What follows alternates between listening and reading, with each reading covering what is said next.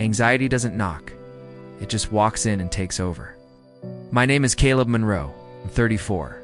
I live in a small neighborhood called Ash Ridge, just outside of Roanoke, Virginia. You wouldn't look twice at me walking down the street. I keep my head down, show up to work on time. I say I'm good even when I'm not. But the truth, I was drowning in silence. Most people didn't see it. That's how anxiety works. It doesn't wear a cast, doesn't leave bruises. It lives in the tightness in your chest when you wake up. It echoes in the thoughts you can't turn off. It hides in the eyes of men who smile at dinner but fall apart in the shower. That was me. I used to think someone would come and fix it, that someone would notice. Someone, maybe a friend, a mentor, even a stranger, would sit me down and say, "You're not okay, are you?" And I'd finally let it out. But no one did. And that's the part they don't tell you growing up. You believe someone's coming, but they're not. There's no rescue team, no cavalry, just the mirror, and the man in it. For years, I blamed everything else. The dad who left when I was 12, the boss who never saw me, the friends who disappeared when I stopped pretending to be okay. I kept waiting for something, anything to change my life, but nothing changed. Then came the night everything cracked. It was 2:14 a.m. I remember the numbers on the clock because they felt like a countdown. I had just finished another bottle of whiskey I told myself I didn't need. My phone lit up with a message from my ex. "You still okay?" I wanted to scream. I wasn't okay. I hadn't been okay in years, but I didn't know how to say it. I stared at the wall in my apartment for what felt like hours. That's when something inside me snapped, not in a dramatic way, more like a quiet click, like a lock turning. I realized no one was coming. That night, I walked to my bathroom mirror.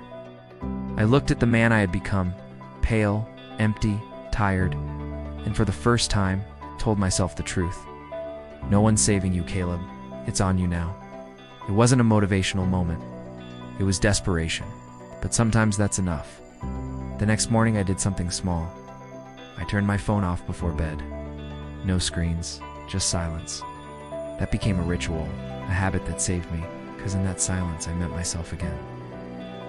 I started walking, just 15 minutes every morning, not for fitness, for sanity.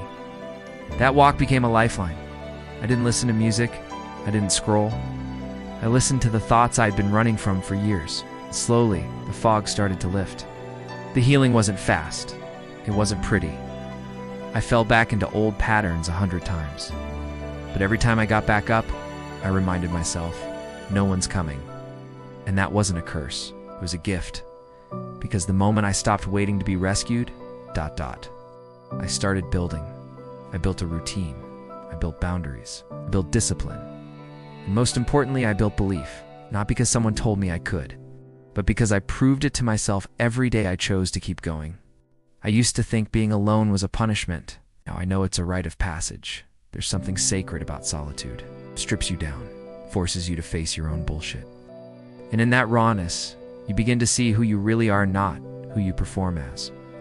Not who people think you should be, but you. That's when the real rebuilding begins.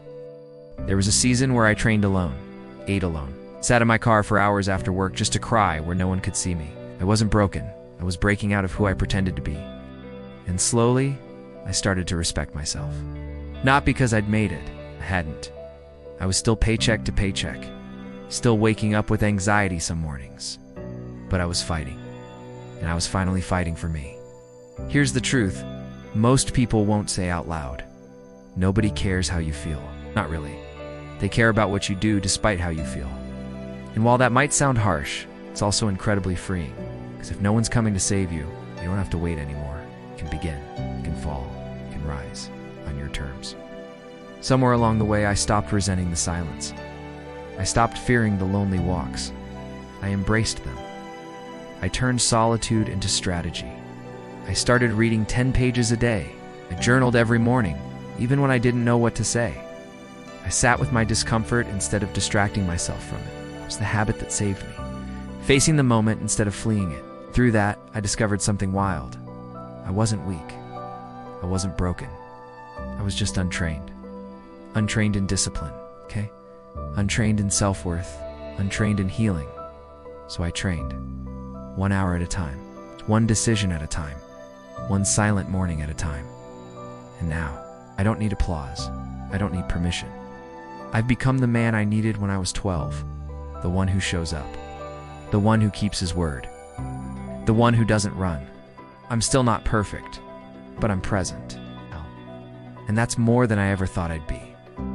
If you're reading this and you feel stuck, if you're tired of pretending, you feel like you're disappearing in your own life, I want you to hear me.